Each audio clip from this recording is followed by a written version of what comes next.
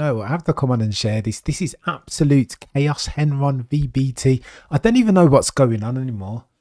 Just had the qualifying, and it was all good. Yeah, and there are a couple of lines that we needed to pay attention to, etc., etc. Ollie Behrman's superb performance, damn near beating one Lewis Hamilton, who isn't ostensibly in the greatest of form. But then towards the end, you guys heard me reacting to Christian Horner's chat to Max Verstappen over the radio. It wasn't normal. The communication between the two of them wasn't as jovial as you'd normally hear it, at least not from Max back to Christian. Christian says, you know what? Brackets, it wasn't the best lap, but it got us over the line. We got to pole. It was almost like a backhanded compliment for Christian. It's not all well at Red Bull, is it? All's not going to plan. There is fracture and there is conflict still, and it's tangible. If we can hear it in their tone and the way they interact with each other over the pit radio, I think it's that. Of course, I'm speculating. I don't know anything. I'm talking from a distance. I'm a noddy F1 mind, sea level at best. But you can bloody hear the tone of Christian Horner. It was a backhanded compliment that he was paying Max Verstappen after a god-tier lap. Max Verstappen, after qualifying, said that was practically as good as his lap was in 2021, the Sector 1, Sector 2, where he stacked it at the end. Ergo, it was a very good lap. Faster than Lewis Hamilton's W12 and all that stuff. It was a really, really good lap, and that Christian Horner's talking in that manner with that tone tells you all that you need to know. And then we get the news courtesy of Eric Van Haren that Helmut Marko, who, by the way, Max Verstappen has spoke about in glowing terms as being instrumental to his future at Red Bull. Eric Van Haren says, you know what, Marko has been instructed by Red Bull head office not to talk to the media. That makes a change for once, eh? Talking openly, continued Eric Van Haren, to the media now can be seen as undermining authority. Red Bull is said to have previously started an internal investigation into the origin of the leak. Ergo, there is a link between Helmut Marko and the leakage of the information. You know, the WhatsApp dialogue between Christian Horner and the complainant, who's now been suspended, notwithstanding the fact that they turned up to work on Monday. What is going on? What is going on? I don't care for all that. Listen, it's International Women's Day. Lest I come on here and mar that, partially offset that in and of all its glory by talking about the Christian Horner scandal that both he and we wish is behind us. We wish to draw a line underneath all of this, but this is blockbuster, ladies and gents, because what this means for the future of Red Bull and Max Verstappen as a pairing, as the new 2024 meta, the behemoth of F1, what this means for that pairing going forward is absolutely bonkers, because Max has talked on numerous occasions. Helmut Marko is instrumental to his staying at Red Bull. He's told you. Let's look at what these guys are saying. Formula1.nl says Max Verstappen has made it clear in terms that Red Bull's motorsport advisor Helmut Marko must remain associated with the team in his current role. He said this during the press conference that followed qualifying, in which he convincingly secured pole position. It is important, said Max Verstappen, that Helmut Marko stays for me and for the decisions I make also in the future. This guy's going to go Mercedes, isn't he? He's going to go Mercedes. Joe, this is bonkers. I don't even know we know how we got here, but that we're here absolutely boggles the mind. No beggars belief. It's daft. I can't believe we're here and that seriously we're considering breaking up the meta, the god tier pairing of Max Verstappen in the RB20 designed by one Adrian Newey. This is bonkers. The chance that Max Verstappen continues Formula1.nl will serve out his contract with Red Bull until 2028 seems to be getting smaller due to all these developments. Max Verstappen continues, I have always clearly stated that Helmut Marko should stay with the team. Also in Qatar last year, I hope the roles don't change. I've always stated my position. He's talking in these terms that are unequivocal, aren't they? Not messing about, Max Verstappen, and this is his gift and curse. He's only got one gear as far as giving these statements to the public, and I believe him. I think he means this. He's not messing around. If Helmut Marko goes, then I go. Why else would he have this Marko clause in his contract that when Helmut leaves or retires, that he can null and void his contract if he wants? The question for me now going forward, again, with all the ramifications being considered, is what are Max Verstappen's priorities? And again, I always hear in Max when he talks about how long he's going to stay in F1, 24 races is too much. There is such a thing as race saturation, no sprint races, no reverse. He's die hard as a racer, isn't he? He has always been. He doesn't harbour aspirations to beat the record for world championships and go and win 8 consecutive. He's here for a good time, not a long time. Got to take him at his word, at face value.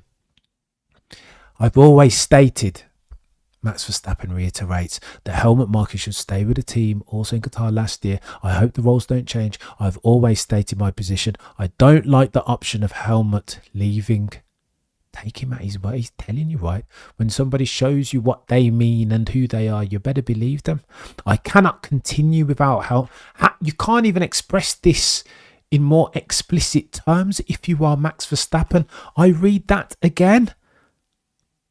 I cannot continue, says Max Verstappen, without Helmut.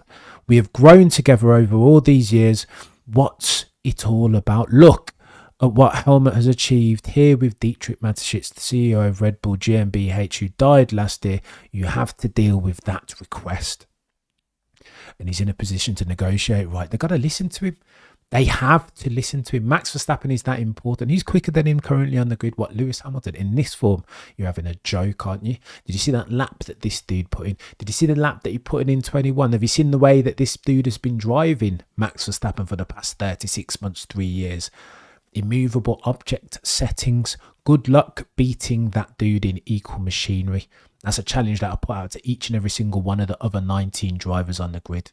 I am not joking.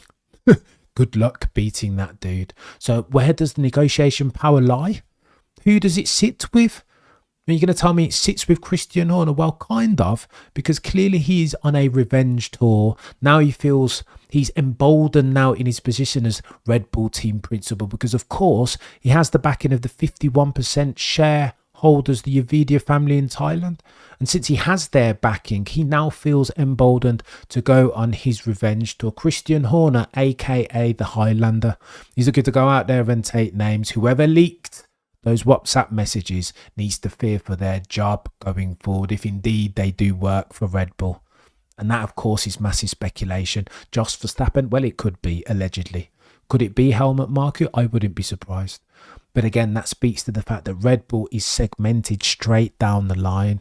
This is an organisation divided. There is a massive power struggle. Sons, Dietrich Mateschitz, because again, he didn't roll forward these powers, these schemes of delegation. You would have looked after a lot of these things as far as human resources, had the ultimate say whether Christian Horner goes or stays. Without Dietrich Mateschitz, though, who owns this responsibility? No one knows. Austria think they do via Mark Mateschitz and Oliver Mintzlaff, but do they really? When they're the 49% shareholder, they don't. The Yavidia family, Charlam Yavidia, holds the pen on this.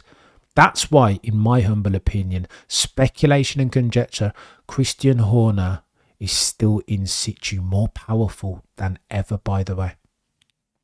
Maybe potentially he leverages the British financiers, again, with a view to purchase the F1 technology arm of Red Bull Racing, which potentially could roll off, right? Who knows where that's going to go? But this is all a moving target, and where I'm concerned, fan of F1 going forward to 2024 and beyond, is what's going to happen to Max Verstappen, the quickest Donny on the grid currently. And he's talking in these very explicit... Can you imagine being Christian Horner reading that? Post-qualification. God forbid if he starts to bloody lose. Like, what are they going to do then? Dominating the field. 22 seconds in hand over Checo Perez. 26 seconds over the next best. Like, do you know what I mean? This is absolutely insane. Not that this is happening per se, but that this is happening now against the backdrop of such ridiculous dominance. That's crazy to me. Who knows where this goes going forward? Would I like to see Max Verstappen at another team? I don't know. What does that mean for competition? You got to think with the RB20 looking at it as dominant as it is currently. Why would he want to move? Why would he want to move? But then he's told us the answer. That's a rhetorical question, right? If he leaves, if Helmut Marko is not in situ in his current role as advisor for Red Bull Racing, I leave. This is bonkers. Kidney Supra. Honestly, yeah. F around and find out. Kidney Supra. This is bonkers. And I'm keen. Listen, stick to the racing, Cameron. But we talked about bloody racing and then this drops. You guys heard me once again. I will reiterate for the avoidance of doubt. You heard me reference the tone with which Christian Horner addressed that god tier Max Verstappen lap. The racing gods are smiling down upon this fella. He can do no wrong. Senna and co, the likes of Jim Clark, will be looking down for the heavens at Max Verstappen and the level at which he's currently operating, smiling, wishing that they could have raced with him. Indeed, he's cementing his place on the Mount Rushmore of F1 drivers. He just is. That's the level that he's operating at. Name me the last mistake that Max Verstappen made. I can't remember. Singapore maybe last year.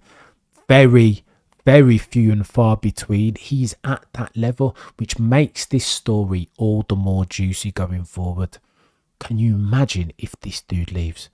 Toto Wolff will be on the phone on speed dial hearing these comments, right? All of those, even Fred Vasseur, he's got a full allocation of drivers as of 2025. Who's not going to want Max Verstappen in it? George Russell said it as much. In F1, the margins are too fine. You want the best drivers in your car. And as at now, as at March 2024, Max Verstappen is the best. Yeah, you can have a conversation about Lewis being the greatest of all time. Absolutely. A very valid case to make. But as at now, as at March 2024, who's going to tell me that Max Verstappen operating at this level in the RB20 isn't the best driver on the grid? The prosecution rests. No further questions, Your Honour. And we'll see how this progresses, right? Like I will see.